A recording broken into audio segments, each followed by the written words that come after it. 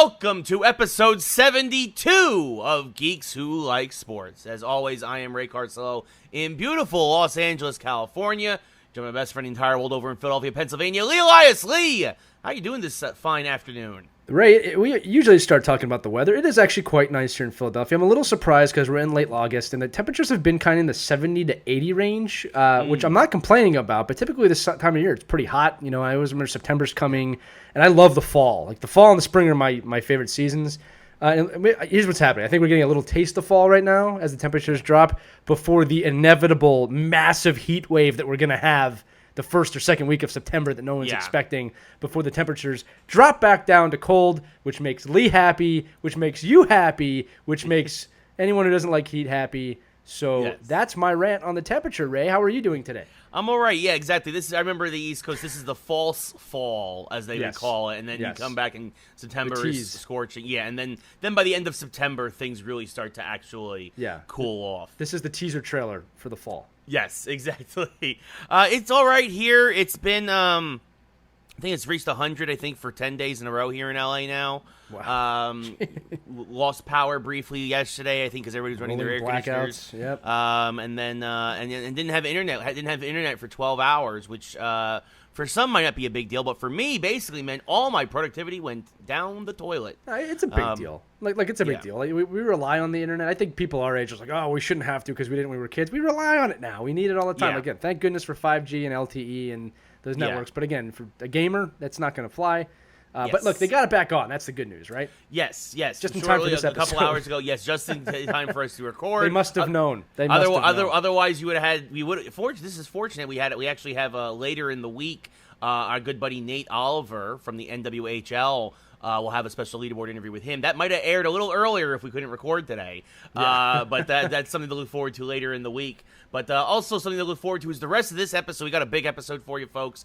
A lot to talk about. We've got video games we're reviewing, from Vader Immortal to Madden, Ovechkin on the NHL 21 cover.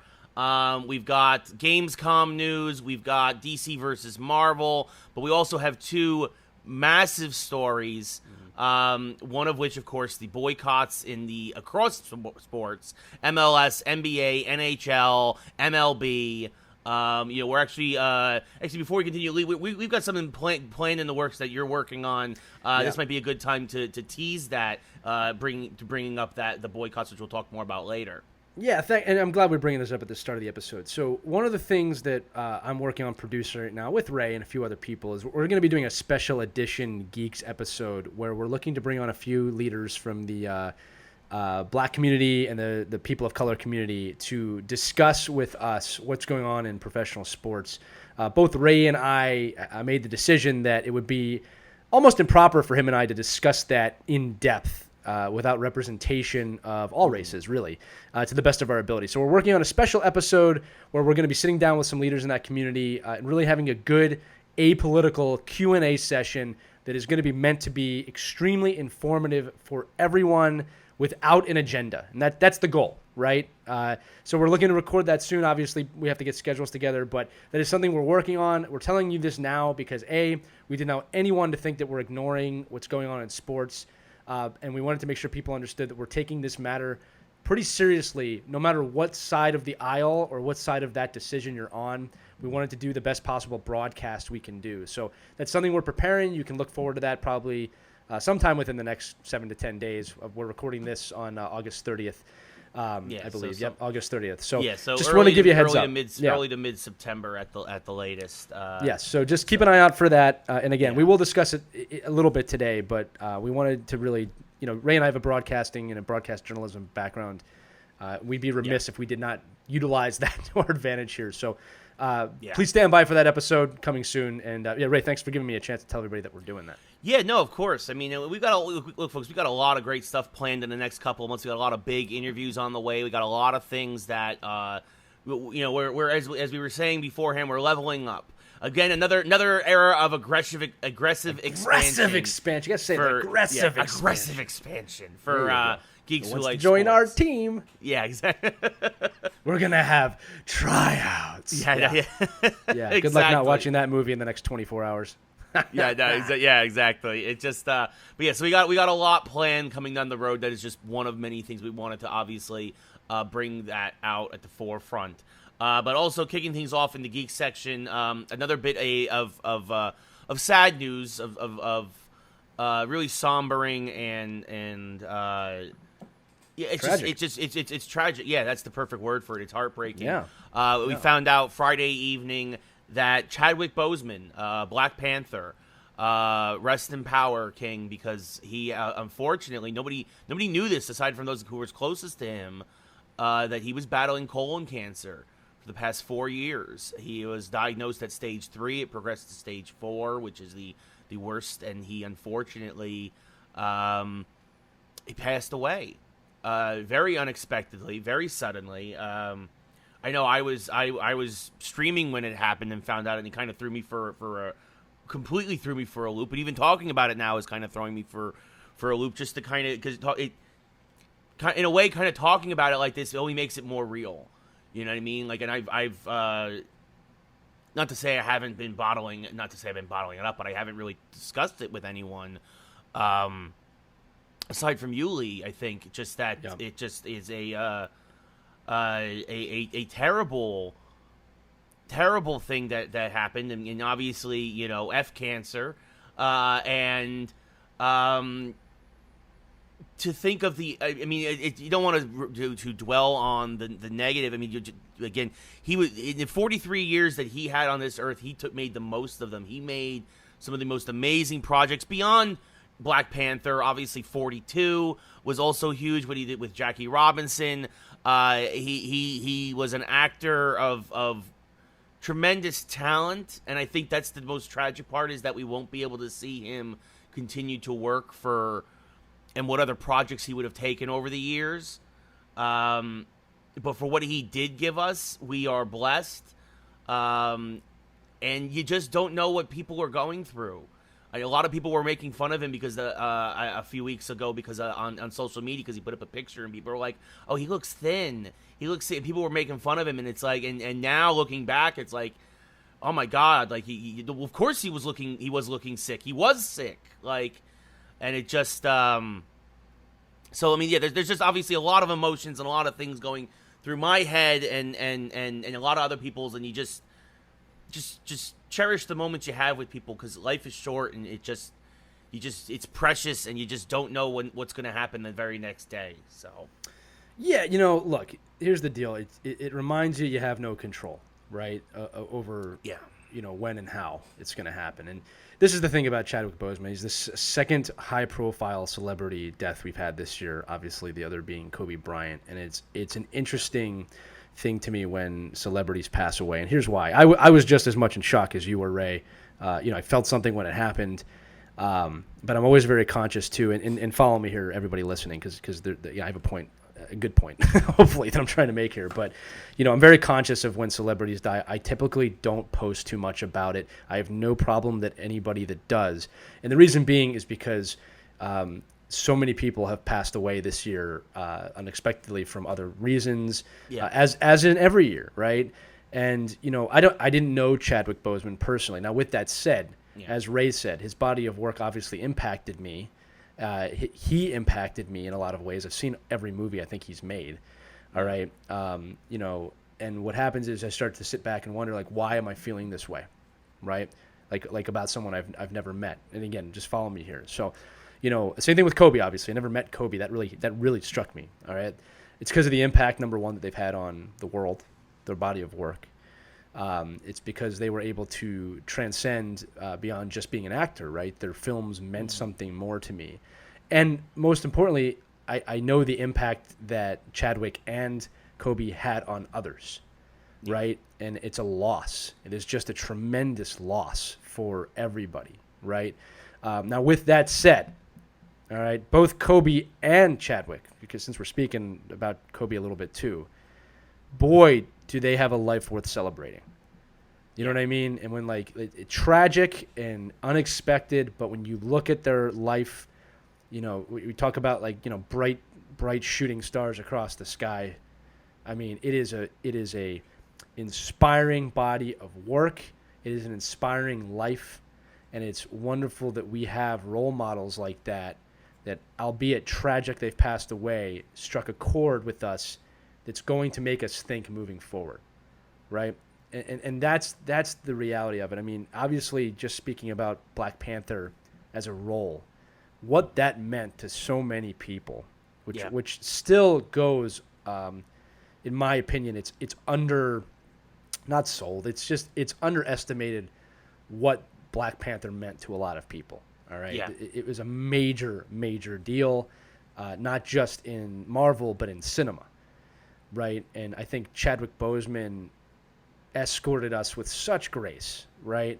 And his messages were so clear. And you got to remember too, he's also the type of actor where he didn't talk about his personal life, because he's one of those actors that believes the more you know about him as a person, the less you'll believe his characters, right? So like that's why he didn't say anything. And then, even up until it sounds like up until his final moments, he was, giving out great messages about every moment of life. And Josh Gad posted something, and then as we just found out today, obviously, his final tweet is the most liked tweet in Twitter history.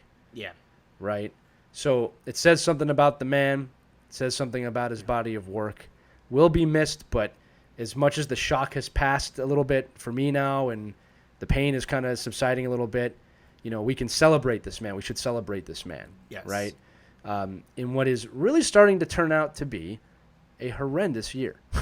And we're only 2/3 the way home, folks. We can do it.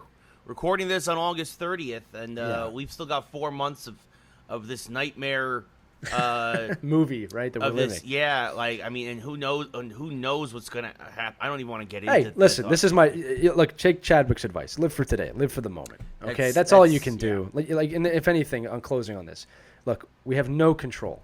We have no control over when you're gonna die and how you're gonna die. No one does. Okay, only the illusion of control.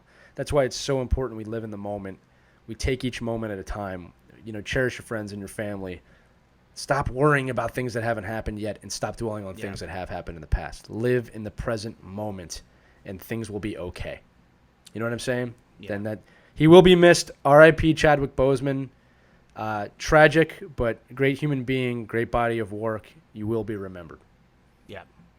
No, for sure. And I think that, not to get too deep here, but I think that's part of the reason why this stuff like this affects a lot of us too, is that a lot of us forget to live in the moment. And I'm very, very guilty of this. I am not, trust me, folks, I am the most guilty of this probably.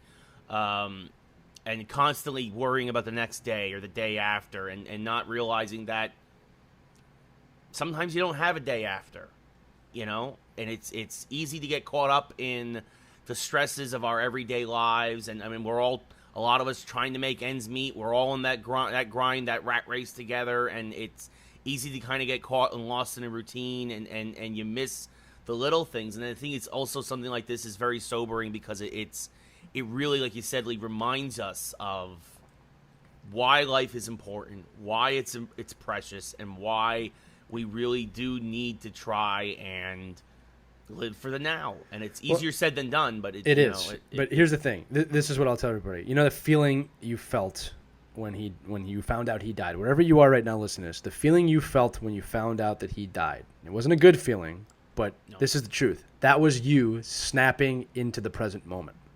That's why you felt that, because whatever you were doing, wherever you were thinking about, gone, and you were instantly in the moment. Now, that's a tragedy, but the truth is that can happen with joy. It can happen with good moments. If you ever played sports and you were in the zone, you know what I'm talking about. If you're an athlete, you're in the moment. And I'm going to say this again, as Ray just said, and we'll move on, is that there is no other reality. There's no other reality. This recording right now, this is my life at the moment. There's a nice little exercise you can do at home if you're living a stressful life, or you feel like you have a lot of stress. Ask yourself in the moment right now, what is your biggest problem in this moment? 9 times out of 10, not all the time, 9 times out of 10, you won't have one. The biggest problem you have is that you're thinking about tomorrow, right? Yep. All right. Now, there are scenarios where you will. All right. But I'm saying that 9 times out of 10, you actually don't have a problem in the present moment. That's why it's so important to live there and not worry about everything else that you can't control. So, once again, Chadwick Boseman did that with his life. I think Kobe did that with his life. And I think that when you get a shock like that, and it's not just them, right? It's you. That's you snapping to the present moment. It took you away from whatever it was you were thinking about and brought you right to the moment. If you can learn to do that, not just with pain, but with everything, you're going to live a good life. You're going to be a lot happier. You're going to be a lot more stress-free. So anyway, hope that didn't turn anybody off. Again, it's a tough subject. We tackled tough subjects on this show. Yep. It's a tragedy. The good news is that we've got a lot of show left, and that is probably the most depressing thing we're going to talk about today, and it should be. But with that, I'm gonna throw it back to Ray for an impossible transition. Yeah, no, I also just wanted to say, you mentioned being in the zone as an athlete. I think the same thing happens with gamers too. Oh, absolutely. And I think that's why. And we've talked about the High Score actually mentioned this with some of the pro gamers. They talked about the mini documentary series on Netflix we talked about on last week's episode. And I feel this too. And I think this is why I love games so much, is because it does games force you to concentrate on the moment. Absolutely. In a way where... Look, you love this, right? This is what I'll say. Sorry, I am cutting you off, but you'll love this, okay? Look, it's no secret if you watch or listen to this show. Like, I am the geek who likes sports side, meaning I just lean towards the sports, and Ray is the geek who likes sports, who leans towards the geek side. And all I mean by that is that, I was an athlete, I was a coach, I am heavily involved in sports. Ray is a gamer. Ray is heavily involved in that industry, and we're both just nerds at the end of the day. But the truth is this. Ray and I are not very similar in terms of stature, in terms of prowess, in terms of a lot of things. He has hair, I don't. Doesn't matter. But my point is this, is that when it comes to Ray playing games or me playing sports, we both get to the same level. Right? Yeah. We both get in the zone. We both have a very high level of focus when we can do those things. And that's kind of what binds us, and that's kind of what gives us the opportunity to work together so well. Because we're definitely like a yin and a yang in a lot of ways. Yes. Right? Same thing with me and my wife, right? We make no sense. We are complete opposites. We have very little in common, but we fill each other's gaps pretty well. And, we both want to help people. So that's my point, is that, like, it doesn't matter, if you're not, like, if you weren't an athlete like me and you're a gamer, you have the same intensity. You are applying it in different ways. It's not limited to just athletes. So I think that's a great point, Ray. Yeah, no, thank you. Yeah, it's just that, yeah, exactly. The point is, folks, is just trying to get in the zone, and as a trying to be an uplifting message here at the end of a depressing segment. You wouldn't want a doctor that's like not in the zone during surgery. You know what I mean? Like, I got the back nine coming up here. Sir, his heart's out. Oh yes, let me get back to that. You don't want to make me angry. I'm a doctor. Yeah. Yeah. Thank you. Thank you. Speaking of doctors. There's a rumor now, getting back into the Marvel Cinematic Universe a little bit here. There's a rumor spreading that they're going to start putting cameos into Doctor Strange 2 and the Multiverse, similar to how it was been rumored that in the Flash movie you would see a lot of cameos from a lot of different characters in DC. And one of them that came up that was very fascinating, which I thought was weird, because Lee and I talked about this, because we thought that. Well, we'll get into it in a second, but they're talking about Ed Norton making a cameo as his version of the Hulk, or his version of Bruce Banner, making a cameo in Doctor Strange 2 and the Multiverse, which got us scratching our heads, because we thought that the Bruce Banner in the event, why am I blanking on his name? Mark Ruffalo, that his banner was Ed Norton's banner already. Now, you could say Eric Bana, maybe. His Hulk would definitely be very different from what's in the current Marvel Cinematic Universe. Right, yes, as Lee's holding up his Hulk action figure. Yeah. You wouldn't like me when I'm angry. Yeah, but I think that I thought that was interesting. I mean, so in a weird way, you have DC and Marvel now kind of parallel again with each other. Lee, what are your thoughts on all these cameos potentially, or a bunch of cameos potentially in Doctor Strange 2? What a stupid idea. All right. Now, let me be very clear here. If it's Robert Downey Jr. as a cameo, totally cool. If it's Scarlett Johansson as a cameo, absolutely. If it's if it's Agent what's his name? I almost said Smith. Coulson, absolutely understandable. Okay. Do not bring back other actors that have played parts that have been traded to other actors, okay, in Marvel. And here's why. Let DC have that. They need it to fix everything. And we're all pretty much like, yeah, hey, whatever you got to do to get it right, right? Marvel, this is a classic. If it's not broken, don't fix it. Okay, because you're opening up the door for other characters too. I know Don Cheadle plays War Machine. War Machine now. I can't remember the man's name who played him in the first movie. Oh, right? Terrence Howard. Yeah, but you're essentially opening up a lot of holes here now that I don't need open. I don't want. Let me say, it's not about what I need, right? I don't want them opened.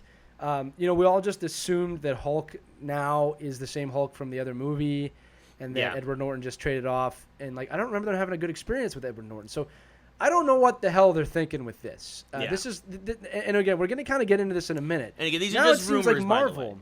Yeah, and I hope it's not true, because it seems like if they're doing that, Marvel's reaching into the DC bag of tricks, which would be a mistake. So, long story short, I would not bring back any actors that have traded off their parts for other actors at all. All right, and I'd be very careful with the multiverse aspect here. You know what I'm trying to say? I know they're going to do it, obviously. Yes, it's in the title. Yeah. So. I mean, first off, RDJ is absolutely going to cameo in that movie. Yes. You know it, okay? I wouldn't be surprised. For $3 million a minute, yes. Yeah, exactly. And you're going to see Loki, Tom Hiddleston, and you're going to see everybody that's probably passed away over the last 10 years. Well, and also, to be fair, though, Loki technically is a god, so it's very easy to write him back in at any moment. So, with that said, I'm excited for that movie. I don't think they'll actually do that. I think it's a stupid rumor, and it's a stupid idea. Yeah, no, that's fair. I mean, because bring back Ben Affleck as Daredevil and Jennifer Garner as Electra. Really open up the doors here, right? Yeah. David Hasselhoff as Nick Fury. Yeah. Oh, look, it's Hugh Jackman. What? We don't need to do that. Hey, Sir Patrick Stewart. You know, that would be one interesting way to bring the X-Men into the universe. No. As much as I trust Disney and Marvel, no. That would just be the right. Look, I'll be the first to admit I'm wrong in 2024, whatever year it is. Yeah, 2023. All right, but no. So now that brings us to our next subject pretty naturally, which is there seems to be the DC fans have, and rightfully so, really they're puffing their chests out a little bit because they feel like they've won at least the month of August, because Fandom did pretty well. Fandom did pretty well. It was well done. Yeah. So, and it feels like, and we even said this a couple episodes ago, that it feels like DC's leadership, after basically gutting a third of the company, AT&T, HBO, Warner Brothers has really come in and kind of come here. Yeah, has whipped DC into shape after gutting them. And basically kind of like, you've got to focus and kind of figure out a game plan. Right. And I think that they have finally, for better or worse, started to figure out a game plan. Whereas Marvel has been, and Disney, super quiet during the pandemic outside of the Mulan announcement, which also, by the way, very quickly sounds like it's going to be free on Disney Plus by the end of the year. So if you don't want to pay $30 for it, you just have to wait a little while. But that's another story for another day. But is the DC versus Marvel rivalry coming back? Because, I mean, Marvel has a huge head start. Marvel has dominated really the past decade.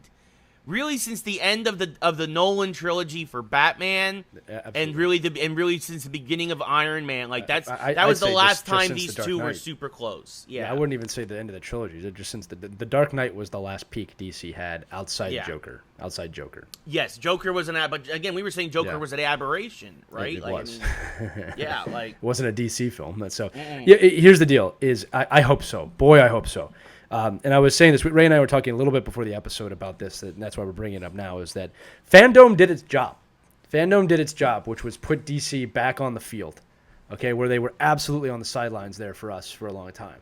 All right, the score is not close, right? But, yeah, DC did a good job of taking advantage of Marvel, who are taking a rest.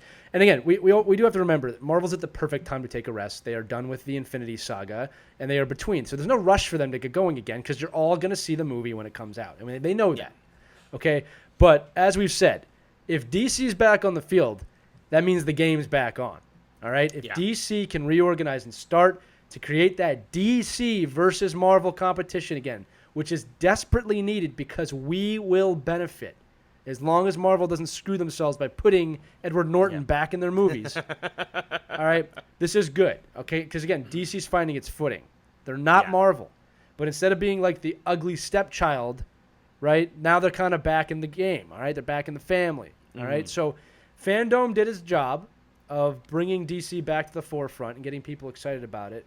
But like most things, they have to deliver, or this is going to go right back the other direction again. Yeah, Fandom will be an afterthought if everything out of Fandom flops. And Marvel will absolutely take over. Marvel is set up and ready to go. Again, people are getting a little annoyed at Marvel, but I think it's all fake because as soon as Black Widow comes out, as soon as these other movies come out, we're all back in. Yes. All right? You spoke about Mulan and how it's coming out, I think, in December for free. Yes. There's a tactic there with that as well. Well, it's basically Disney kind of emulating the old theater model. Pay for it in September, wait 90 days, which is when it would leave theaters, and then it would be on demand. Right. So basically, it's not that far out of the realm. Right. No, exactly. It's here's the movie, pay for it now in September, or wait 90 days, and then you get it for free on Disney Plus as part of a subscription. A lot of people are also saying, like, oh, people don't have that kind of money. Look, I'm going to be honest with a lot of you. Yes, there are some people that absolutely cannot afford that film, but I'm going to tell you this as a father. All right, there's a lot of parents out there that will gladly drop $30 for 1 hour and 57 minutes of peace. Yes. Yep. Okay, so we'll see. This is a test. Yes. To see what happens. The one thing no one's talking about is if people don't want to pay $30, it's too much money. We're also forgetting about the subscription nature of Disney Plus, and this is something I bet all of you forgot about. Everyone that has a free Disney Plus subscription, it's about to run out. Yeah. It's about to run out, and guess when it runs out? October. Yeah. When Mulan comes out. Okay, so I have a feeling, or right after Mulan comes out. Right. I have a feeling that they know that, and now this is what you have to think about. Let's just say they put it on Disney Plus. Most of you will not have your free subscription anymore. Yeah. All right? How many of you would buy the subscription to Disney Plus if you knew that Black Widow was going to be on there? I would in a heartbeat. They just got their ticket money back. Yep. Okay? Or some of it. All right? I don't know what the cut is that Disney gets after the theater takes their cut or so forth and so on. Right. So, again, don't forget that because most of us have free subscriptions to Disney Plus because of our cable providers. Yep. Right? That's about to run out. I pay for mine. You idiot. No, I'm just kidding. Well, I don't have Verizon. I don't have cable. Everything I have is for the internet. You do not bow to the corporate overlords? Well, I mean, in a way, I'm bowing to Disney because I'm paying them already for the subscription. So thanks, everybody, for coming by. So, can I have but it's still $6.99 it's still cheap. It's still cheaper than spending $120 a month on internet with Spectrum. It's well worth the money. Yeah. Like, unless you hate Disney, Star Wars, and Marvel, which there's people out there that don't watch those. That's fine. Yeah. But if you like one of those properties, it's. I was gonna say it's rare to find out that kind of trifecta, however, where you don't like all of that. So yeah, well, look, I can't do quick math on this, but whatever Disney is for a year, I'm guessing it's what, like $70, something like that a year. Yeah, probably like $75 a year, something right. like that. Dude, I mean, that's the cost of a season. I'd pay that for just The Mandalorian. I really would. Yeah. You know what I mean? So that's basically what I did. Yeah, it's totally worth it. It's totally worth it. I'm not gonna lie to you. That too, guys. Again, as someone who has kids, I'm telling you that is an invaluable app for an affordable price. Disney did a great job. And again, getting back to this, I'm glad that DC and Marvel and DC and Disney, AT&T and Disney, the real Thanos of those universes. All right, talking about corporate overlords. Thanos and Darkseid. Yeah. Yeah. If they compete, it's good. And the point of this segment is it's refreshing, especially for Ray and I, who go way back with comics. It's refreshing to hear rumblings of DC versus Marvel in a serious way again, and not people laughing at DC as like, oh, what a hot mess. It's like this is like a real like classic DC versus Marvel type thing. Yeah. And I'm excited about it. So I hope it comes to pass. I mean, because that's the thing. A staple of our childhood was DC and Marvel were neck and neck for years. Forever. Like Superman, not in the film aspect. DC for a long time was actually ahead in the film aspect. They were for a long time. For a long time, like 25, 30 years. Yeah, but at least in the comics, I mean, you at least go. I would say obviously all the way back to Adam West. I would say really. I mean, you could go George Reeves in terms of television too. Here's the thing: cinematically, Superman 1. Yes. All right. Through the Nolan Batman second film, I think Disney reigns supreme. The crossover happened sometime around where between Blade and X-Men and Spider-Man were coming out. That's when it started to tip. Started to tilt. Marvel started to actually get like some decent stuff. And then obviously Iron Man set the whole thing changed off. the game. But, it changed the game. Yeah, but that listen, we're talking 10 years versus, I mean, Superman 1 came out at 78? Yeah, like 78, that. yeah. All right, so you're talking 30, close to 35 years. Yeah, but I'll also say this, though, but for a long time still, you got to remember the comics were neck and neck. Yes, and really, absolutely. And really, even in that front, though, DC has really dropped the ball the past 10 years since the New 52. So, I mean, this is a good thing that DC seems to finally be starting to get its act together on a lot of different fronts. Yeah. The one thing that DC still had for a while was video games because of Arkham and whatnot. But even Marvel's closing the gap now with Spider-Man PS4 was amazing, and now they've got the Avengers game coming out next week. Probably change some stuff. Expect my initial thoughts on that because Me too. You're not the only one who gives thoughts on a video game. That's right. Lee's gonna get that game for Xbox. I'm gonna get it. Damn right, I'm gonna get it. I'm probably gonna get it for PlayStation to get the Spider-Man stuff. Yeah, but listen, this is my closing remark on this topic. DC, I'm looking at you. I know you watch this show. I hope. Do not screw this up. Yeah. Because if you do, it could be the end. I was just like, if you do. You know what I'm saying? It could really. I mean, because they're kind of reeling. I mean, again, look at again. Can't come back. Again, before we move on, just again, DC just laid off a third of their workforce. A third. That is not something a successful company typically does, folks. No, that's it's that simple. So, listen, I wanted to be said. We're both rooting for DC and Marvel. We're rooting for this rivalry to come back. Mm-hmm. We're rooting for. Honestly, the golden age of geek to continue because they could destroy this house with it from within easily. Yes. By doing things like putting Edward Norton into Avengers. Yeah. Do not do that. Do not do that. But speaking of multiverses and other places and time travel and all that other fun stuff, Lee, you saw Bill and Ted Face the Music. I did. What did you think of this long-awaited film to complete? I get what is now a trilogy. What a great question. Here's the deal. I no spoilers. This is gonna be spoiler-free because the movie did just come out. If you like Bill and Ted's Excellent Adventure and Bill and Ted's Bogus Journey, you will love this film. It is completely in the same nature, in the same tone, in the same line of humor. It is silly, very late 80s, early 90s humor. It is a film literally and figuratively out of time. It is taken out of time, okay? It makes no sense for 2020. None. So when you watch this, you better be in your Bill and Ted mindset as a young kid. Blockbuster Video still exists, okay? VHS still exists, right? All right, little things like that. You have a lunchbox still mentality if you're my age, okay? If you've never seen Bill and Ted, you're probably going to hate this film and think it's one of the dumbest things you've ever seen. If you didn't like Bill and Ted, not for you. So it's for a very specific audience. If you're looking for that kind of early 90s nostalgia, this is the film for you. You should absolutely see it. It's funny. I did laugh a lot. Okay, but definitely not something to take seriously. Definitely not something to like, I wonder how this compares with Marvel. Like, no. It's exactly what you think it's going to be. It's a fun story. Again, I won't give it away at all. All right? And I would recommend it for people that fall into those categories. That's all I'll say. It was fun. It was exactly what I needed kind of on the Friday night before I found out about Chadwick Boseman, unfortunately. But it was a good feeling I had after watching that movie. Nice. Party on, dude. Party on. But, yeah. I do want to give a quick story and a quick shout-out to my friend Bill Weissel, who does listen to this show. So Bill, who is 2 years my senior and went to the same high school as me, I used to follow him around. I look up to this man, right? He's like a bigger brother to me. And I used to have to walk around with the air guitar. And whenever him and his friend did this, I actually had to make the sound just like that. So they could actually do the Bill and Ted thing through high school. And I didn't mind because it was awesome. Ray, you don't know this, but my first radio show ever, WHHS 107.9 FM in Havertown, high school radio, was called Louder Than Silence. And it was Bill and Tim, the two guys I'm talking about, that originally brought me in on that show, got me on the air for the first time. That is actually where my radio, now podcasting, career began. So if I wasn't tailing him around doing Bill and Ted's with an air guitar, I wouldn't be here with you today. Wow, look at that. Another chunk of Lee Elias's origin story. Yes. Do not anyone listening to me ask me to do that ever again. Ever again, because I won't.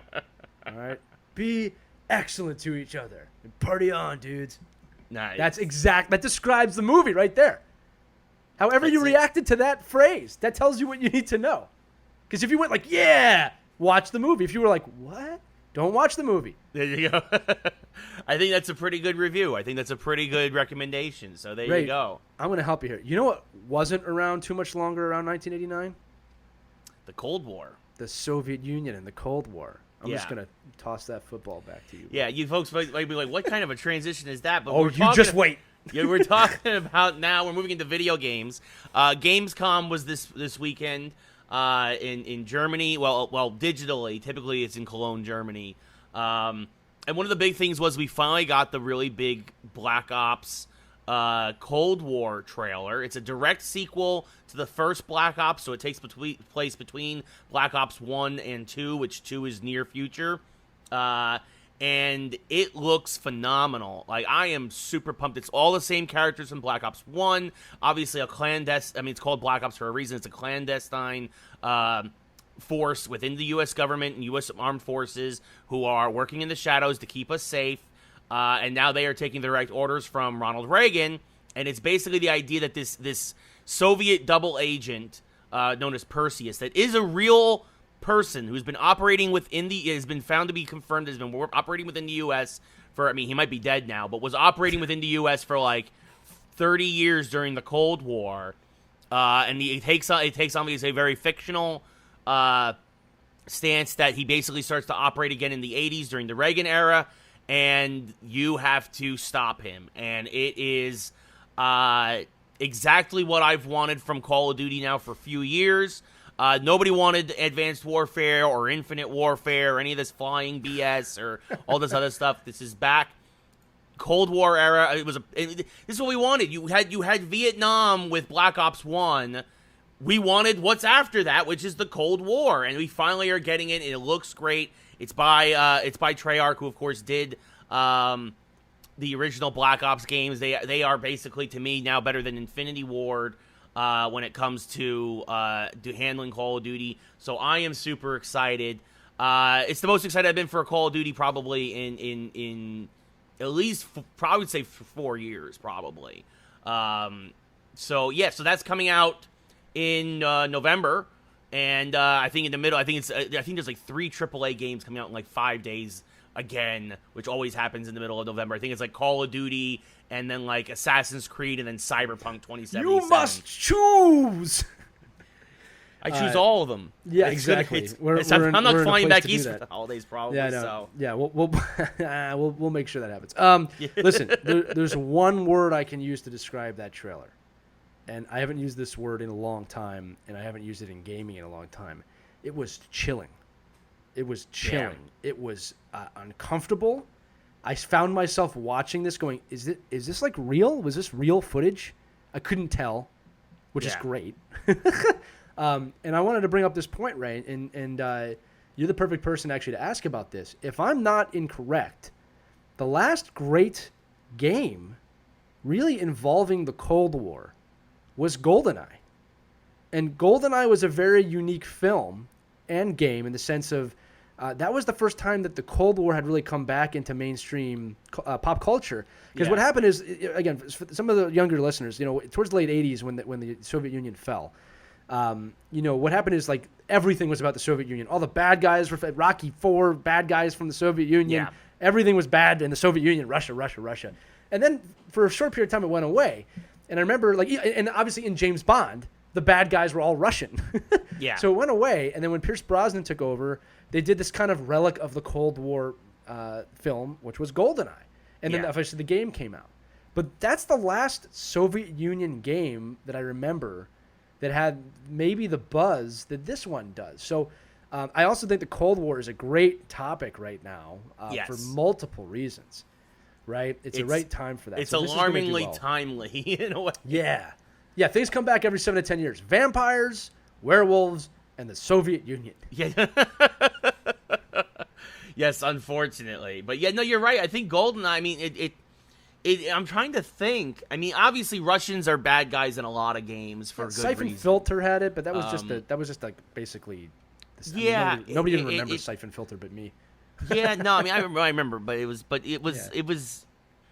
I'm trying to think. Like, there's definitely not been a game with so much buzz around it, and part of it might be the timeliness of it because of what's going on in the world right now. Yeah, and in my opinion, the Russians are the bad guys again. But it Red Alert, by the way, that was a game that had heavily. Yeah. That was more of a PC game, right? Yeah. But Red Alert was heavy, and I remember that game because it was like someone goes back and kills Hitler in the beginning of the game, and then the Soviet Union takes over the world. Yeah, has one of the best game openings of all time. Yeah, no, it's interesting, and obviously there are throwbacks. There are a lot of games in the future where you go to. I mean, obviously the Metro games, right? If you've played the Metro games, that's obviously the idea of what happens if there's a nuclear war and you're in Russian. It's from the Russian perspective, like it's post-apocalyptic future, but it's not true Cold War. Yeah. You know, it talks about the Cold War and the themes of war and stuff like that, but it's not chilling time. I don't know how. I mean, it just really captured that time period well. And again, I don't think they teach the Cold War too much in schools anymore. But it's chilling, and the trailer was chilling, not chilling. Yeah, no, it's absolutely something you guys should take a look at. I think it's something that a lot of folks are going to. I think it's going to be a great game, and I think it's a terrific subject matter, and I think that kudos to Treyarch, of course, with help from guys like Raven and Sledgehammer, because it's never just one developer on Call of Duty. There's one lead, and then others help out. But I'm super excited for it. So that's again mid-November that'll be out, or early November, and I am super excited for it. Other things that were announced at Gamescom, which is otherwise a very boring show. That's a little unusual, but I also understand because of the digital nature of the show. A lot of folks know that typically Gamescom is like the Europe version of E3, but bigger because they actually have a space, and the industry in Europe actually knows how to put on an event. The LA Convention Center is a mess, folks. It has been for years.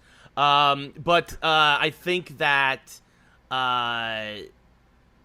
because they didn't do a lot of announcements, because a lot of folks now are just announcing digitally on their own.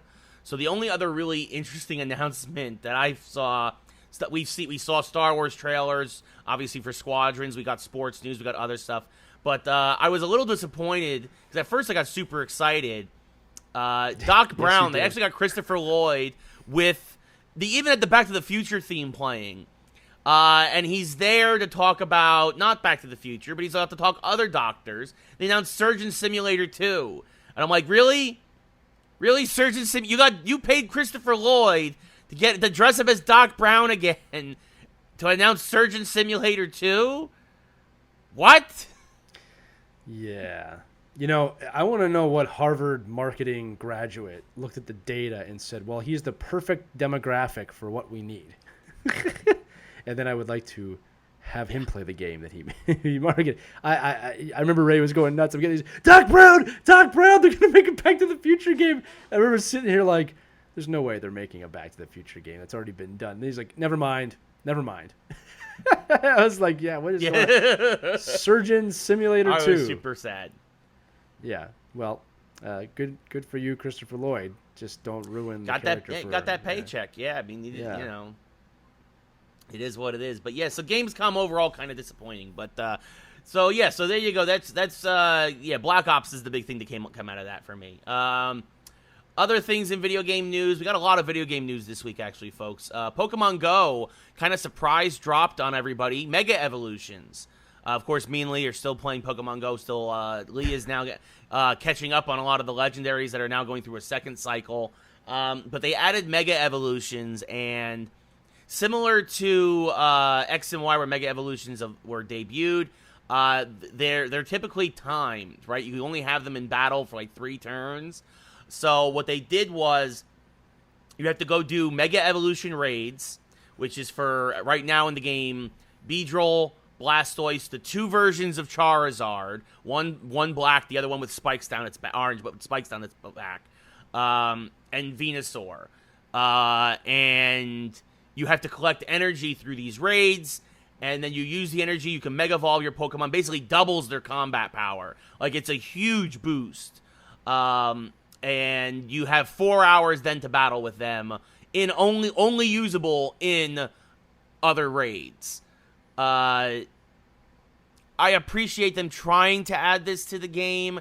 I really think this was an unnecessary mechanic. It feels like they're trying to delay adding Generation 7 for as long as possible to try and keep people playing by adding yet another Pokedex. Because you have the purified Pokedex, the dark Pokedex from Team Rocket, the regular Pokedex. Now you have the Mega Pokedex, and it feels like they're running a little bit out of ideas, especially during the pandemic. And I think that not really digging the Mega Evolutions in Pokemon Go. Lee, what are your thoughts? Yeah, I'll be brief. I actually haven't had a chance to do a Mega Evolution yet. I have a Beedrill primed. It sounds funny. It's like I'm doing sports analysis. I have a Beedrill prime for Mega Evolution, but I haven't. Sounds like a Transformer. Yeah, right. Beedrill Prime, roll out. I haven't ready to go. I just haven't had a chance to really play the last week. Here's the thing. I want to keep playing Pokemon Go, and I think I will. I've been losing a little bit of interest lately, kind of like you're saying. They're trying too hard. And the things that I think people want right now, and again, I'm not a developer and I don't work at Niantic, but it's like, look, there's a lot of rare Pokemon around the world that I can't get. For example, I am one Pokemon away from finishing the original set of Pokemon. It's Kangaskhan, as Ray knows, all right? And it's like, they have to know people here are missing that, and there's people out there.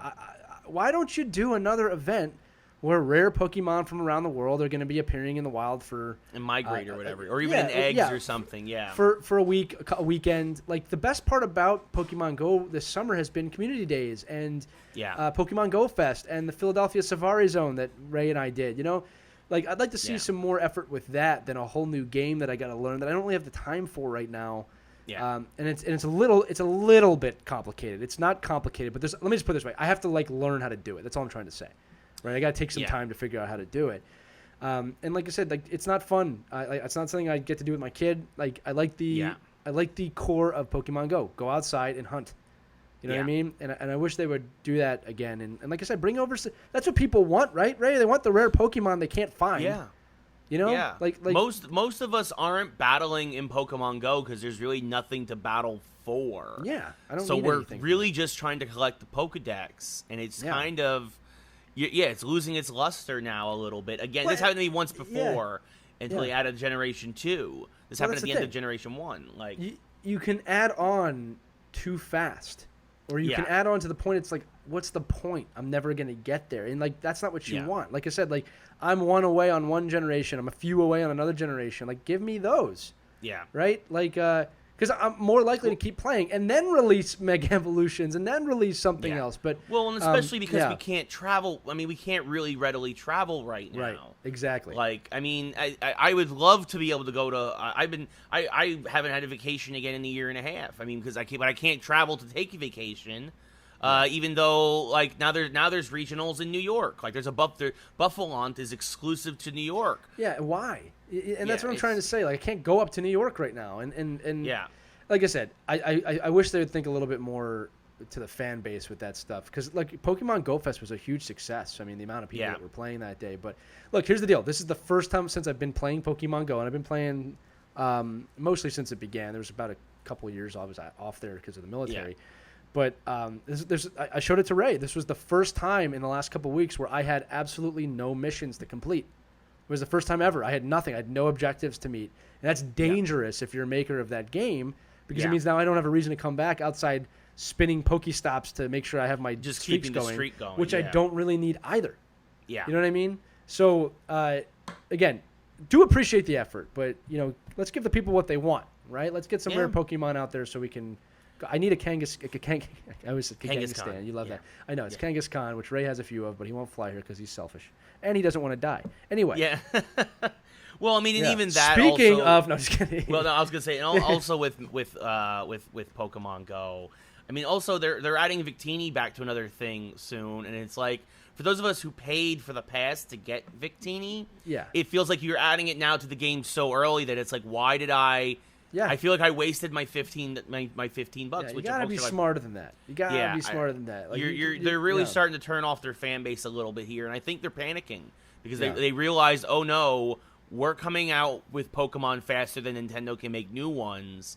Yeah. And the Pokemon company can make new ones, and it's like, yeah, well, you knew this. You knew 4 years ago that this was going to happen at the rate you were going. It's like you had 4 years to come up with a new plan, and you didn't. Yeah.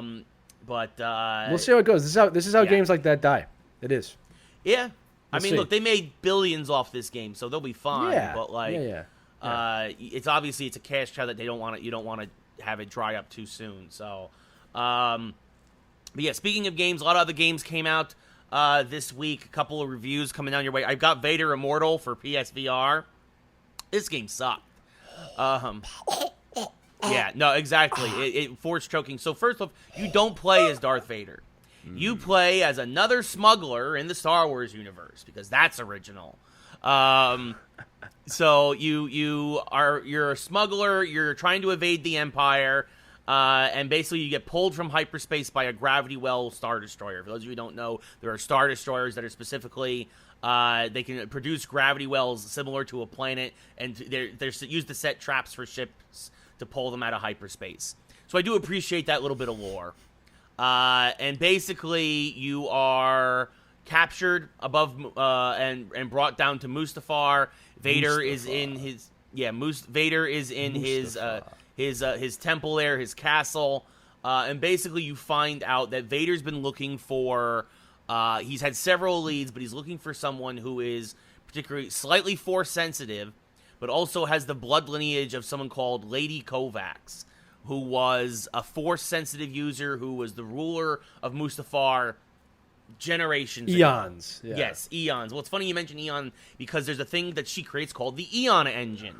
And basically, there's a war on Mustafar where her husband, Lord Kovacs, passes away. He's killed in battle, and she finds this thing called the Bright Star, which is basically it's kind of like a conduit for the Force energy of the planet. And actually they show that Mustafar was this lush green world, and she corrupts the Bright Star to harness all the Force energy of the planet to bring her husband back. What ends up happening instead is he kind of becomes the first Force Spectre.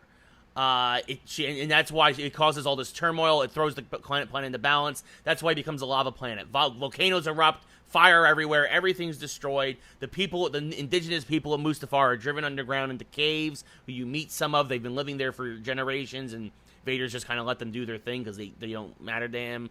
But Vader finds out about this legend on Mustafar, and he basically... his goal is to once again find the Bright Star and basically sacrifice what's left of the planet, including his garrison there, to bring back Padme. He is because this is still in the period between Revenge of the Sith and A New Hope, so he's still upset. He still has this idea that he can control life and death.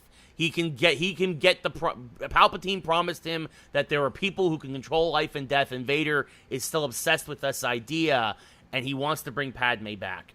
You happen to be the guy who is part of the bloodline of Lady Kovacs, and is the only person who can open up some of these doors within her temple that Vader has excavated deep beneath Mustafar. What ends up happening is... Vader trains you a little bit in how to use the Force in order so you can protect yourself. So you get Force push and pull. You get a lightsaber briefly. You actually find Lord Kovacs' light sword, as he calls it, which I thought was actually the coolest thing. The Kyber crystal is on the outside of the hilt. Oh, cool. And so it's very unstable, but it works as a lightsaber, and it was very cool design and how they did it. But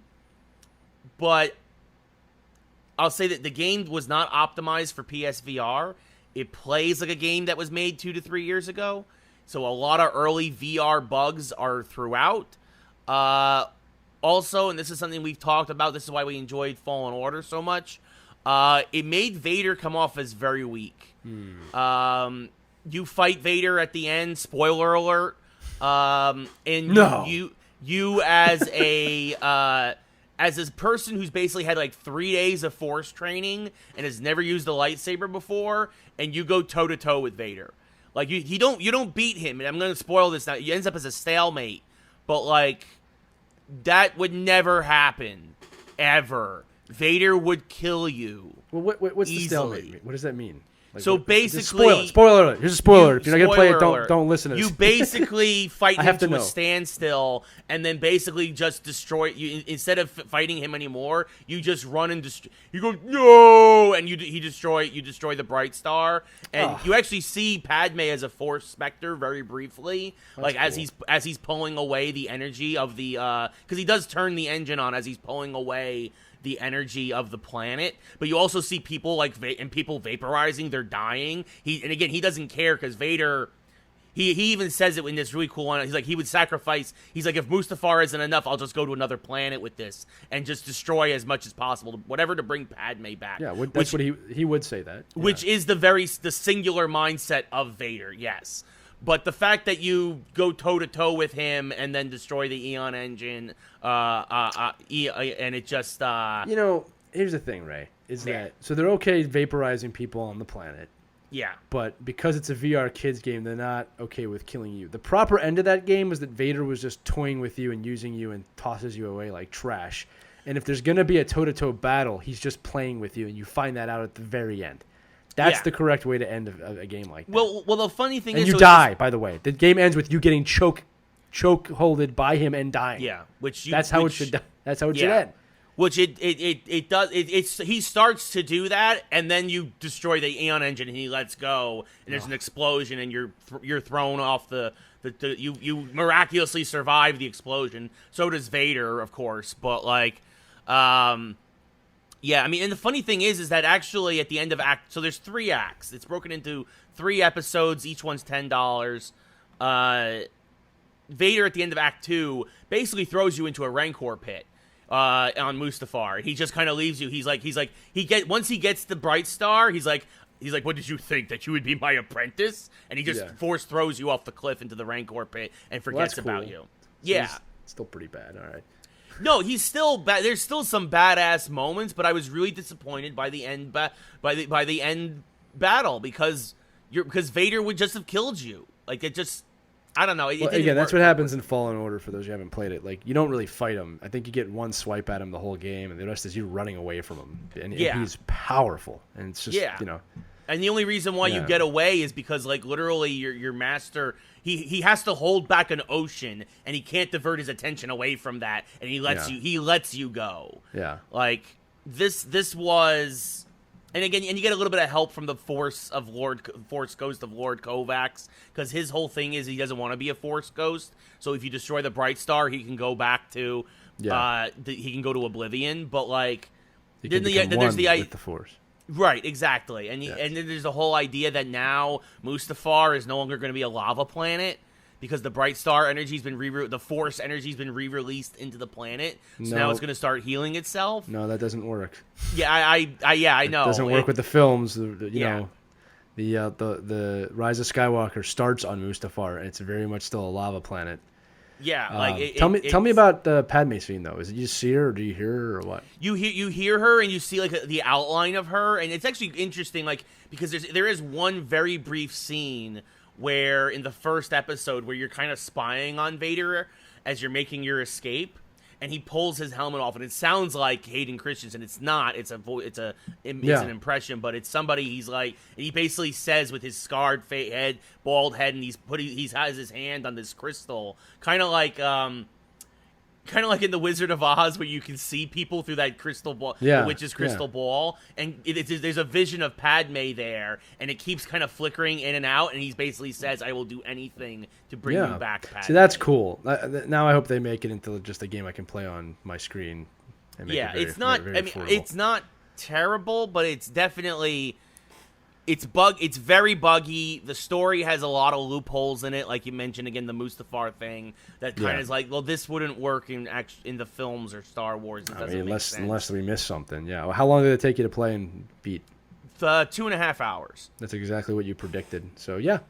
We'll see. I mean, I'd be down for playing it if they put it just on the regular console and didn't charge me $1 million for it. just to see. Yeah, no, exactly. And there's also a thing called Lightsaber Dojo, which is basically like a training program where you get a lightsaber and droids and stormtroopers and training bots and other things come at you. It's Beat Saber without the beat. Yeah, in a way. Oh, and that too, I forgot. Oh, there's a droid army. You take control of a droid army, and that's what you storm Vader's fortress with to get to him to that final battle. Convenience. Yeah, exactly. You find out that Lady Kovacs built a droid army before there were droid armies. And they look like a cross between the droid armies we are familiar with. And you remember the gladiator droids from Shadow of the Empire? Looks like a cross between those two. Yeah. Anyway, so Vader Immortal, 4 out of 10. Wasn't really a fan. 4 out of 10. Game was the game was also, to be fair, even the story wasn't terrible. The game was really busted. How about really this? What would you give the story out of 10? 6, 5? I would say a 6. Yeah. Right. Okay. That's 6 fair. out of 10 is the story, but the game was so busted, and so buggy. I gotta give it a 4 overall. Speaking of busted and glitchy, Madden also came out this week. And, yeah, Madden is. You can tell it's the end of a console generation. They mailed this in. This is one of the worst Maddens I've played in years. They added a new thing where they combined story mode, the long shot mode from previous years with their superstar mode, which is you get to create a character basically, and they call it face of the franchise. It kind of works, but it's poorly balanced and the storytelling is uneven. Other than that, franchise is the same. Madden Ultimate Team is just basically asking you for money all day long, and yeah, it's a 6 out of 10. It's a mailed-in effort. Really disappointing. What is going on with EA? Just can't seem to get it right nowadays. I'll tell you what it is. They have some corporate shill breathing down their devs' back, telling them how much money they got to make from microtransactions, and they're not letting them focus on the game. I guarantee it. Yeah, no, exactly. I mean, there were glitches where the ball looks like it's over here, but it's actually being registered as it's over here. Players blinking in and out of existence. Crashes, lots of crashes. Getting kicked back to the main menu randomly. Like, I mean, they've done 3 patches in 5 days, folks. This is getting patched hot and heavy frequently. It is broken, but it is broken on launch. Do not pick up this game. I only got it day 1 because I had to do it. I was doing it for my Geeks Twitch Like streams. Sports. Yeah, and for Geeks Who Like Sports. Yeah, obviously, but for the Twitch streams and stuff and TikTok, and it's just Madden. They mailed it in. Maybe 6 out of 10 is generous. Even like honestly, I just hasn't hit the mark in a while. I don't hear bad things about FIFA, but I mean that's their pride and joy, obviously, because it sells more than anything else. But worldwide, it's not. This has been a long string of EA not doing the above average work that they used to do. Yeah. No. Speaking of above average work. And speaking of somebody actually hitting the mark, Alexander Ovechkin named NHL 21 cover athlete for the second time in his career.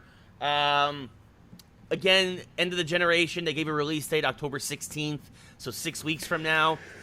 Expect the full review there. Yeah.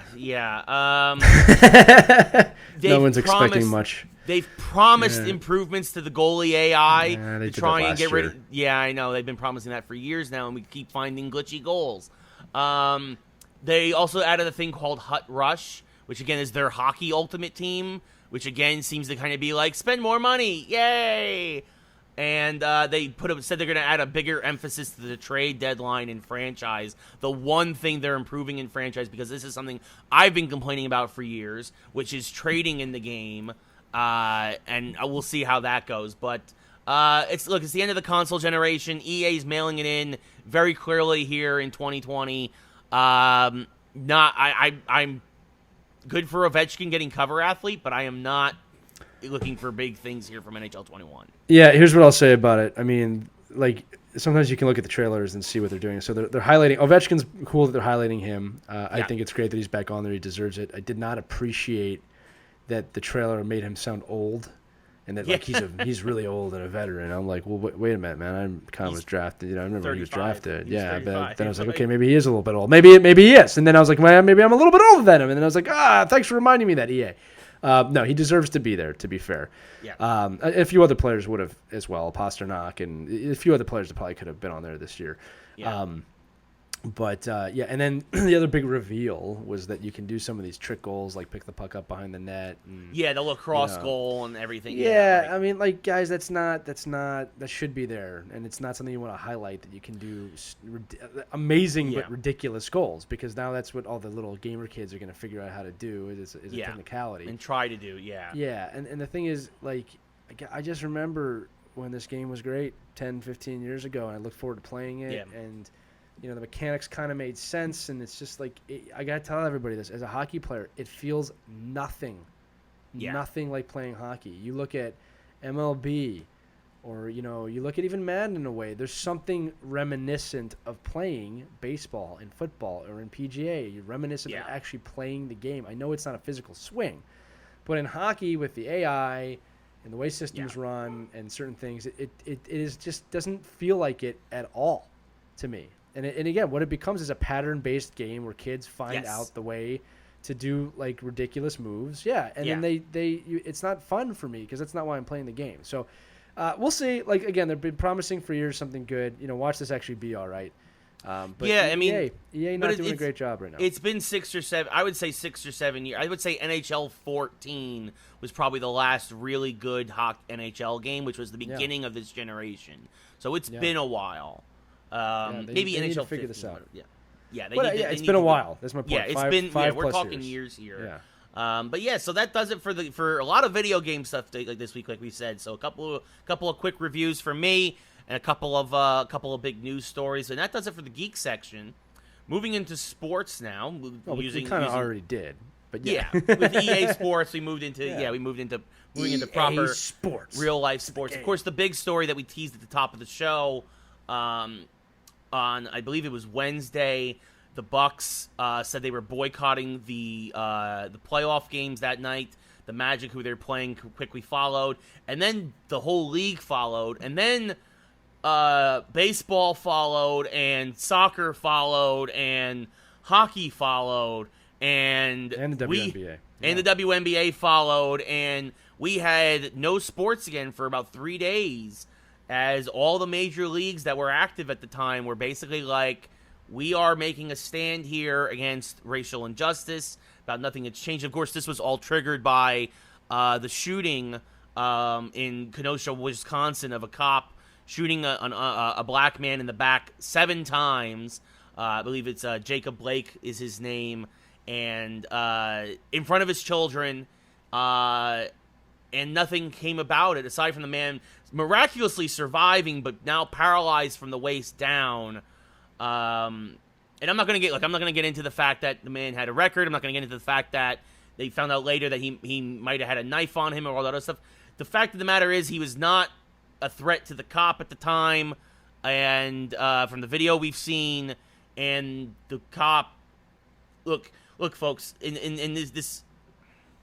And again, also then, of course, a couple days later, a 17-year-old white boy from Illinois shot and killed 2 people who he drove up with his mother, shot 2 people, and the boy was peacefully arrested, showing in stark contrast the dichotomy of what's going on in the world, and of course, the injustice and systemic racism that seems to be present in the country in different times. And again, like, this boy killed 2 people, and he put his hands up, and the cops came up and just arrested him.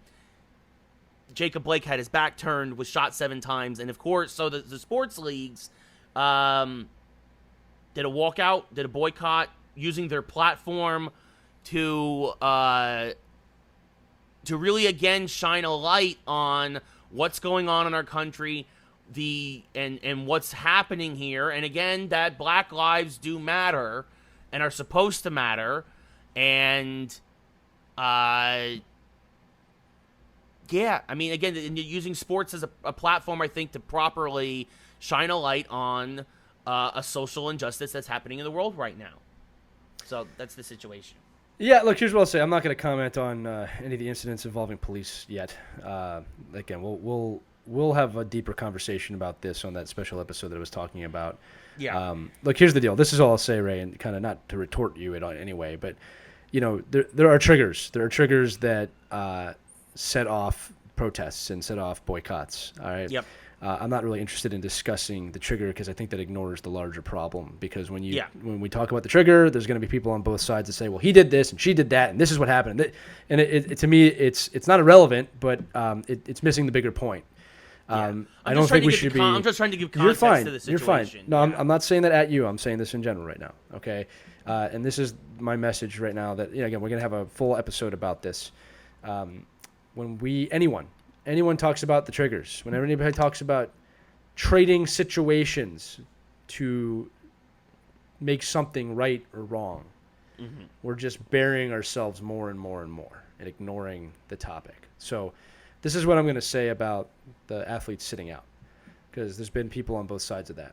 And it's very hard to do this, but you have to try and take your politics out of it just for a minute. It's extremely hard to do.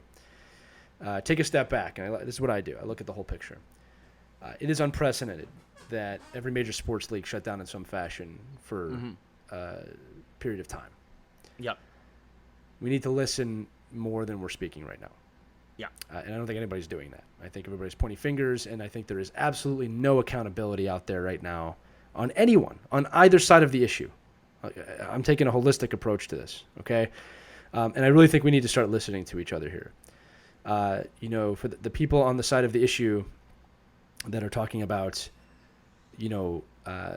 systemic racism and police brutality and all these things, for this many people to speak up, and obviously I'm in an interracial marriage, and I know many people of color, this is something they do deal with daily.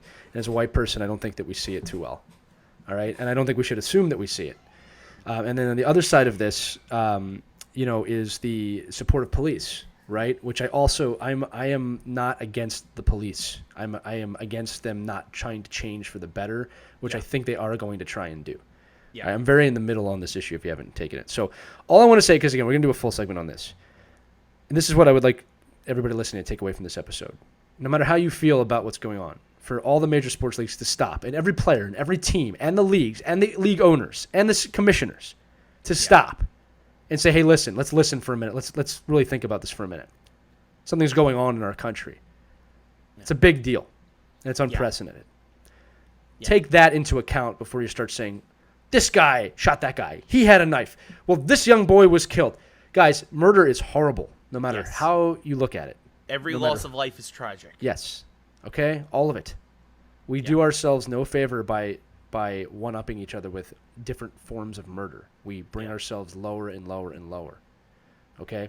We will have a more in-depth discussion about this, one that is hopefully going to keep an open mind and allow all points of views to be discussed that are not blatantly racist on either side of the aisle, because it does exist on both sides of the aisle, and we will move forward with that. But just in closing, this is unprecedented, all right? And I think that the big message that I would say is this, and I did say this when the league stopped, is that just stopping is not enough. There needs to be action taken, right? Just stopping it's a very good form of peaceful protest, but it's not enough. And I think that a lot of these leagues have taken action. The NBA agreed that polling stations will be opened up in arenas. That's a major action forward. The NHL definitely took its time. A lot of people, and I want to discuss this real quick, and we'll, again, talk about this more, but a lot of people saying, well, what are the NHL players going to do? The coalition came up with new plans to make sure that the game is more inclusive at every single level, from the youth up to the NHL. They stood behind Ryan Reeves, and they spoke that we're really going to make this a more inclusive environment. They are actively trying to find steps to take care of it in the NHL, and that's the big point, is that everybody's like, well, how are they going to save the world by protesting? It's not about saving the world. The MLB needs to take care of the MLB. The NBA needs to take care of the NBA, and the NHL needs to focus on the NHL and what they can do within their environment to make the world a better place. If we all do a small part, sometimes that's even just listening, it makes big change. And this is the accountability thing. We're all looking for that one thing, that one moment, that one button that's going to fix this. And it doesn't work that way. And the sooner that we accept that and learn that, no matter what side you're on, the better it is, because this is the truth. There is no solace for people of color without white people in the discussion, and vice versa. We all need to work together. Yes, need to be an ally. I cannot wait for this election to pass so that some of this hysteria goes away. And it will. Yeah. You mark my words on that. You know how I know that? Because I've seen it happen in 2016. I've seen it happen before that and before that. Okay? Yeah. The pandemic's not helping. All right? Yeah, but the pandemic's not helping, and it is election season again. No matter what side of the aisle you are on, things are under more of a microscope because of that, even more than usual. And like Lee said, the NBA, part of the things that they fought for to come back is that in the off season now, is that every NBA arena around the league will be a polling place in the election. They will be opened up, which is a huge deal. And again, it's another way to, I know especially here in LA, that's going to be huge with Staples Center, as it's going to allow a place where, and again, not to get into the politics or the system because we're going to get into all of this, but obviously having more places to vote is going to help to have every person's voice heard. Yes. So and I don't think that that's limited to one party or the other. I think it's important that everybody who wants to vote should vote. The closing thing I want to say on this is just to everybody listening, and please, I'm not trying to lecture. I'm just sharing my thoughts. But if you're taking the approach of looking for a reason or finding a way to point a finger, that's not the answer. Listen. We all need to do a better job listening to each other, right? Like I said, I don't particularly think it's conducive when people go, well, what did he do? That's not the message that is trying to be sent. Okay, I'm not going to lie and say that some of these people that have been viciously either murdered or shot were innocent. I'm not even saying that. All right, but it's wrong. And the thing is, we have to listen to the bigger picture here. I don't think people are willing to do that because they're so ground into their side of the political aisle that they can't just take themselves out of it for a minute. We have to We have to come together now and listen. Just listen. You don't even have to agree, but listen. We're so quick to just, no. This is the way it is. Like, come on, guys. We're better than this. Anyway. That's all I want to say because we're going to do a long show about this that, again, I want to promise everybody the show is going to be apolitical. It is not going to have an agenda other than sharing thoughts in a conducive environment. That's my goal. All right? Because we want to make things, we want to do our part to try and help make things better. Yeah. I promise you there is no agenda for that show other than sharing thoughts. That's it. Yeah. There's no political, if you can believe that. And again, to try and make things better for everyone. That's what we want. That's what everybody should want. Yes. Right? Like, it shouldn't, if my life gets better, it shouldn't affect Lee's life getting better. It shouldn't affect, a black person's life getting better. It shouldn't affect an Asian person getting, we just want everybody should have the same opportunities to better their lives if they so choose. Yeah. Anyway. So sports is back. We are recording this on August 30th. We should talk about the NBA and NHL playoffs. The NBA playoffs are underway. The Clippers literally just seconds ago, as we're recording this, finished off the Mavericks. Did what everybody knew they were going to do. Yeah. So the Clippers won their series in 6. The Celtics and Raptors have already started their second round matchup.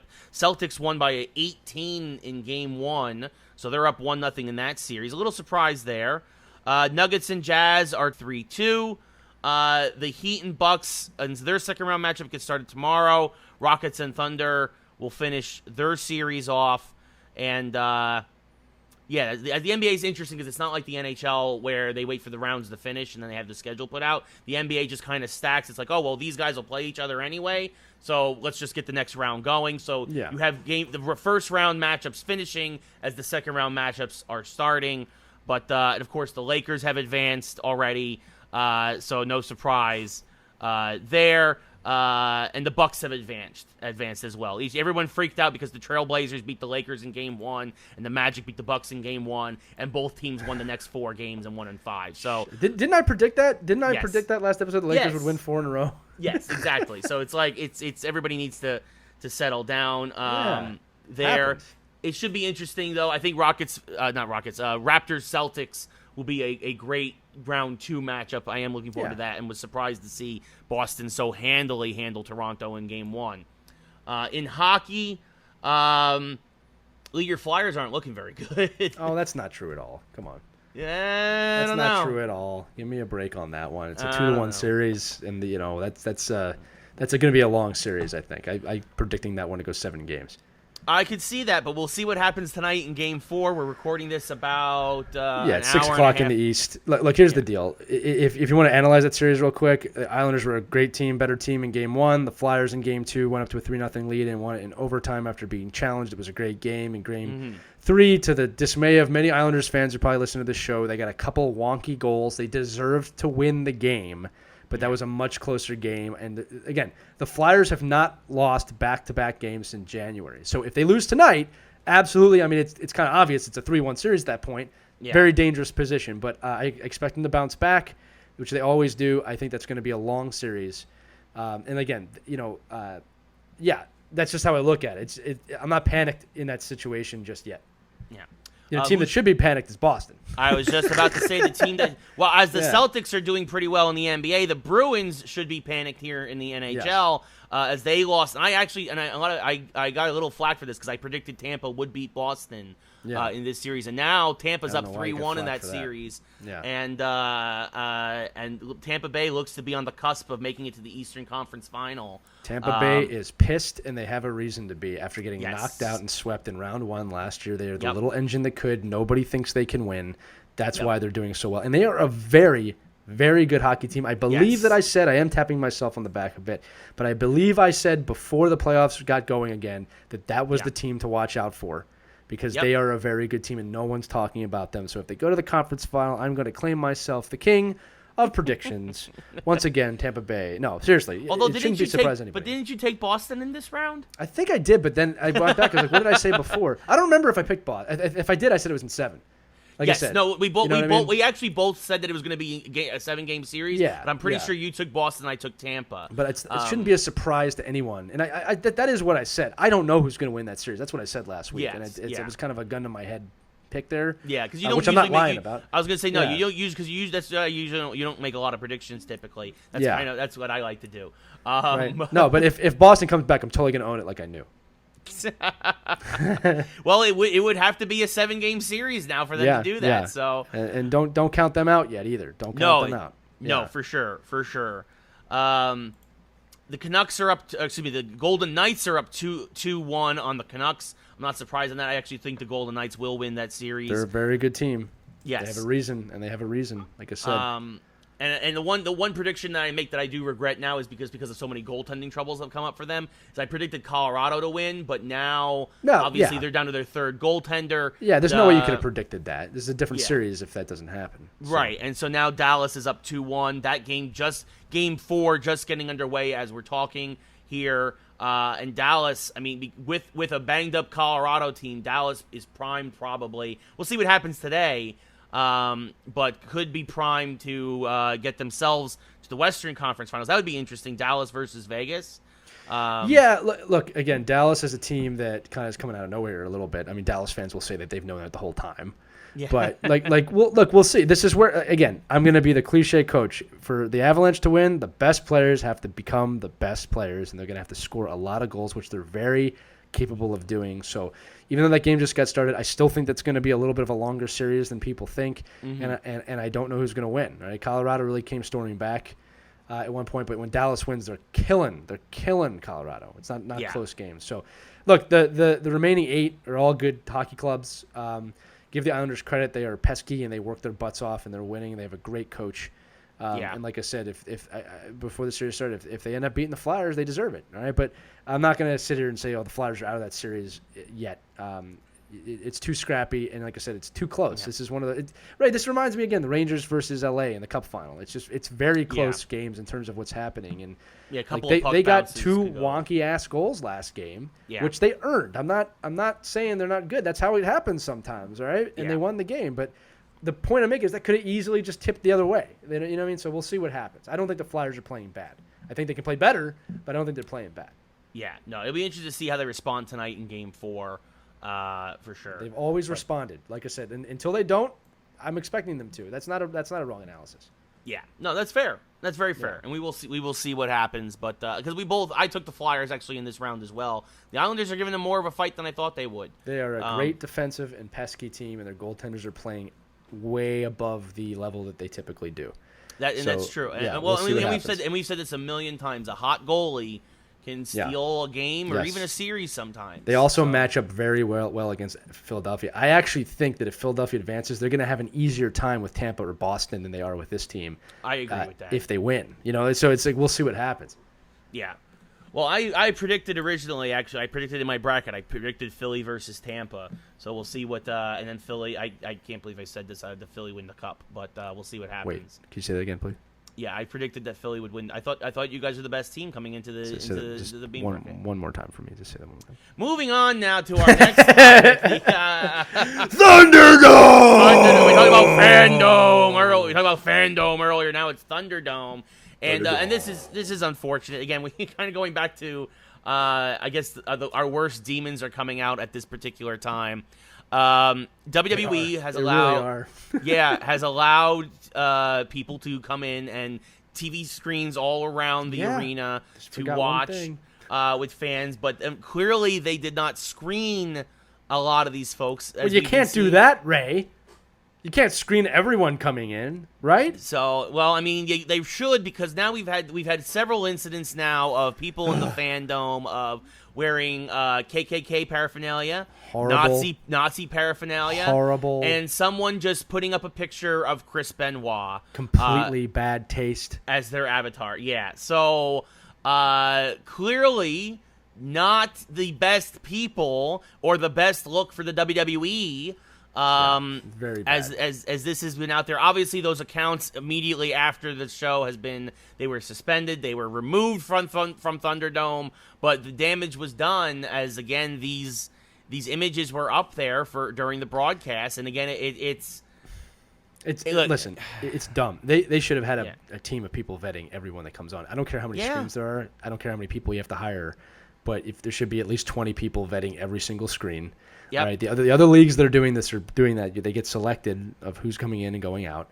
Yep. All right. You don't let any. If you let people play, they're going to play. Yeah. Okay. And unfortunately, it brings out some of the scum of society. Yeah. All right. So, do a better job, WWE. You've done pretty good so far. Do a better job. Yeah. Like it seriously. I mean, and of course, as Lee and I reiterate, we are very anti-Nazi. Very anti-fascists. Yeah, it's a little bit above anti. Yeah, no, exactly. It's more like we would probably punch them in the face, if not worse. If you go that direction, please don't ever listen to this show again. Yeah, no, ever. we have zero tolerance for Nazis. Yes. Yeah, I mean, I don't think. Unless we're killing them in like Wolfenstein, then it's okay. Well, I mean, yeah, then we're. Yeah, I mean, Nazis and Wolfenstein, of course, but then, we're killing them, so it's even better. So. Yes, that's the level we feel about them. Yeah, so, we're not very tolerant of Nazis and fascists, and I don't think people should be. We're not tolerant. Yeah, we're not, period. Yeah, exactly, so... glad we have this discussion. yeah. You just always need to reiterate that point whenever something like this comes up, I feel. Yes. So, yes. But, yeah, so there you go. WWE, be better. Get better. Yeah, come on, man. You should have known that was going to happen. Let's go. Yeah, like you knew, even if, again, just people just trying to be jerks, like it just, again, with the Chris Benoit thing, like it's just, what the hell is that? Yeah, it's some dumb kid trying to be immature. Like, come on, man. That's a little close to home for some of us older wrestling fans here. Yeah, I mean, if you saw the Dark Side of the Ring documentary, like it's just another chilling documentary, by the way. Yeah, 2-parter. It just. Well, good luck recovering from this segment, Ray. Yeah, we ended, this has been an episode, folks. This has been an episode, but so we're gonna try and end on a high note with our mashup. Sports section comes to an end. We talked about VR today. Obviously, Vader Immortal wasn't a great game, but there's still a lot of potential for VR. Again, I loved the Iron Man VR game. Talked about that earlier in the summer when that came out in July. Of course, for the mashup is, what sports moment would you like to relive in virtual reality? So that's our mashup for the week, our question of the week. Start thinking about your answers. Comment below. Lee, what is your virtual reality sports moment that you would like to relive. This is actually an easy one for me. I think the people that know me already know what I'm going to say. It's an event I have studied relentlessly, but have never been able to actually live through because I wasn't born.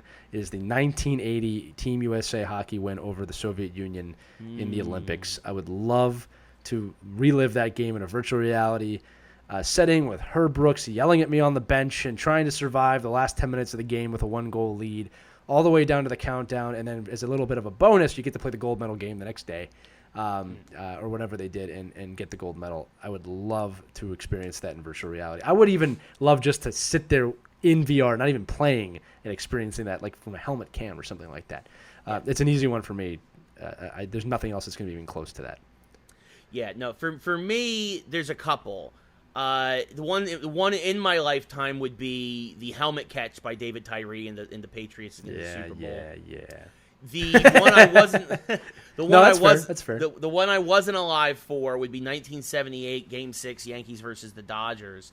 Yeah. Reggie Jackson's three home run game. Mr. October. 3 consecutive pitches. The first pitch of those 3 at bats were the ones he took over the wall. But it was also crazy because I actually rewatched this game during the pandemic when Fox Sports had nothing else to air. They were airing old World Series. And something I didn't realize was, now obviously in a post 9/11 world, security is much different than it was back then. In 1978, in the 9th inning, the top of the 9th, when the Yankees were ready to win the World Series, you had fans hanging over the walls. There's video of this. Yeah, it's a fact. You can watch the game, and some of them had even jumped on the field early, had to be escorted off. There were huge delays in the last couple innings of the game because of this, people trying to get close to Reggie. And then, as soon as the final out was recorded, the fans, it was like a college game, jumped in from the stands, invaded the field. Reggie Jackson actually, and people forget this, it was actually infamous. Reggie took his batting helmet, had to come off the field in the top of the 9th because people were throwing stuff. People were getting rowdy, was getting crazy. Again, this is also, New York in the 70s is very different than New York now. It's very different. I mean, it was called the Bronx Zoo for a reason, folks. He had to get his batting helmet and wore his batting helmet in right field instead of his normal cap. And basically, as soon as the out was recorded, people stormed the stands, and Reggie... He sprinted, didn't he? Sprinted off the field, and there's actually great footage of this. He shoulder tackled a guy who tried to get his arms around him, and Reggie just went... Boom, and just laid the guy out to get to the dugout to get out off the field, because it's not like today where you can have that celebration on the mound, the pile on. No, you got the heck off the field. I felt bad for Lou Piniella having to sprint in from left field. Reggie just had to come in from right because Yankee dugout, by the way, is on the right field line. So you can make a game called Reggie's Sprint. Yeah, exactly, and it's just so final moments here of the World Series. Go! Exactly. So you have the glory of the 3 home runs, and then you have like a football simulation of Reggie trying to make his way through the crowd. Do you remember that commercial, the Michael Vick experience, like from 15 years ago, where the guy's like getting on an amusement park ride and they have a helmet on? All of a sudden you're on a football field and you're like Michael Vick. Again, it's bad memories for a lot of people now, but go watch that if you're watching. Go the Michael Vick experience commercial. Because he's in a seat, and it's like a roller coaster. He's going around, and people are jumping at him, and he gets a touchdown at the end. That's awesome. That's kind of what I want to see. But yeah, no, for me, it's 1980. For Ray, those are good picks for you. That's your own personal fandom. I get it. You don't want to support the country. I understand. I see where you're at. Go Yankees. Go Yankees. Okay, I want to be Kerry Strug in the '96 Atlanta Olympics with a broken ankle. Actually, or you know what, or Kurt Angle in the '96 Olympics with the broken neck. Yeah, that would be a good one. That would be a good one. Yeah, there's a lot of. When is this happening? When are we doing virtual sports? I don't even need to play. I just want to experience it. Come on, guys, get on your game already. Yeah, seriously. Like I think the virtual wrestling one could actually work too. That would actually be a good one. That would be cool. You do like the Hogan versus Andre the Giant match. That would be awesome. Yeah. There's some cool little fan moments in there. Yeah, but we want to know what you think. Obviously, comment below after watching this. What is the best sports moment that you would want to experience in a VR or a first-person setting where you could relive it, play it, try and accomplish it, whatever? What is it? Comment below and let us know. Yeah, no. So, again, thank you, everybody, for tuning in. We appreciate it as always, but that is going to bring this episode of Geeks Who Like Sports to a conclusion. I know we touched on a lot of heavy stuff this week, so we appreciate everybody sticking around. Thanks for sticking with us today. Not an easy episode to do. Yeah, no, if you're new to the podcast, I promise you, typically it's more uplifting and more positive, but it's hopefully we won you over either way. You know, yes. This is one of the more darker episodes we've had to do. Yeah, I always appreciate doing it with you, Ray. To be honest with you, it's a pleasure. It's an honor. Yeah, no, for sure. We have different perspectives, and we try to bring everything, our life experiences to the table, but also try and come out with as objective a viewpoint as possible, and try to be positive and uplifting. Despite circumstances, and I think that we hope that came across if you are new to the episode, or new to the show, I should say. And if you're also new to the show, be sure to join the Facebook group, follow us on Twitter and Instagram, and all the other fun stuff. We do appreciate it. But yeah, for Lee, I'm Ray. This has been Geeks Who Like Sports, episode 72. Stay tuned, folks. We got a great leaderboard interview this week with Nate Oliver of the NWHL, and then episode 73 next week. So until then, take care, everybody. Have a good night. We'll see you with more Geeks Who Like Sports.